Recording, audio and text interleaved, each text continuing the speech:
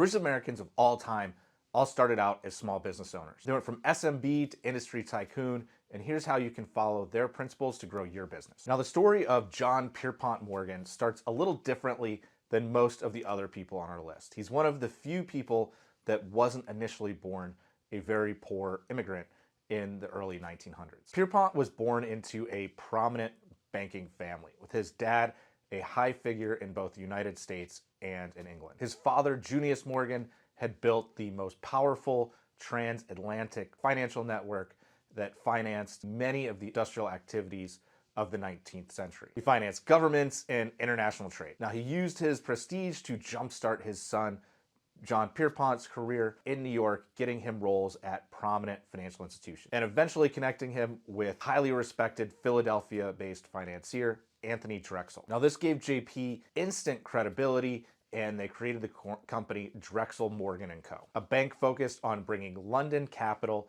to the United States, funneled through New York. Now, they used this flow of funds to restructure bankrupt and debt-ridden railroads. And they implemented a process that was known as Morganization. The Morganization is a 5-step process. Step 1, take control of failing companies. Step 2, reorganize the finances, clean up the balance sheet, see if you can get the creditors to accept a lesser amount than the full face value of their loan. Number 3, install centralized professional management. Now, the centralized professional management in most of these companies was really to replace nepotism. So many businesses, people hire lots of family members rather than hiring the most capable person. Essentially what he did is he got rid of the family members and he brought in professionals that knew what they were doing. Step 4, he consolidated with other firms. Now, consolidation would reduce costs and reduce competition. And this method of consolidation also is why the Monopoly Man is made in the image of JP Morgan. Step 5, impose financial discipline.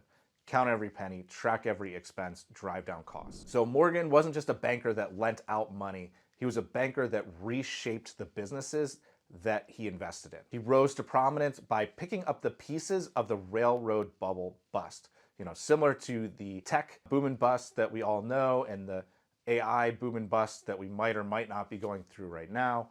We saw this incredible rush into the US railroads where everyone wanted to invest their money in it, and eventually it led to an oversupply of rails in a bubble that burst, leaving pieces to be picked up by someone like Pierpont. He later used the same strategy, consolidating the steel industry after buying US Steel from Andrew Carnegie. Morganization wasn't about bullying, it was about creating order in a market of chaos. Now, you can apply Morganization to your small business by following a few steps. First, auditing the chaos or diagnosing the mess. Study your books, operations, and leadership, and use the data to define what's bleeding you, not emotion or instinct. Next, cut dead weight. Eliminate low margin products or services, cut reoccurring expenses, and fire bad vendors and bad hires. Next, unify operations. Morgan merged competing companies and consolidated the system. So this would be the old roll-up strategy within private equity, but look to acquire competitors within your industry. You can do this through the SBA loan program with as little as $0 down. So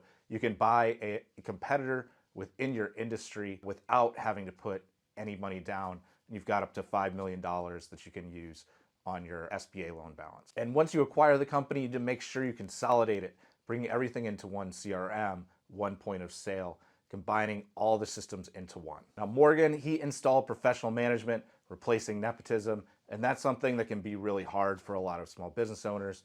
We employ a lot of family in our businesses, and it's something you really got to take a look at and say, would we be better off if we had someone else in this role that we had hired because of their abilities and their strengths, not because of their last name. And focus on long-term credibility of the business. Tighten communications with staff, customers, and partners. Fix broken promises, inconsistent branding. Always under-promise and over-deliver. Organization in small business means cutting chaos and building trust and order. Strip away whatever doesn't serve the mission and run lean. Lead professionally and make your organization something that others would be willing to bet on, even if you're never planning on taking in investors or partners. So follow us as we cover more of America's richest and our favorite topic, buying small businesses.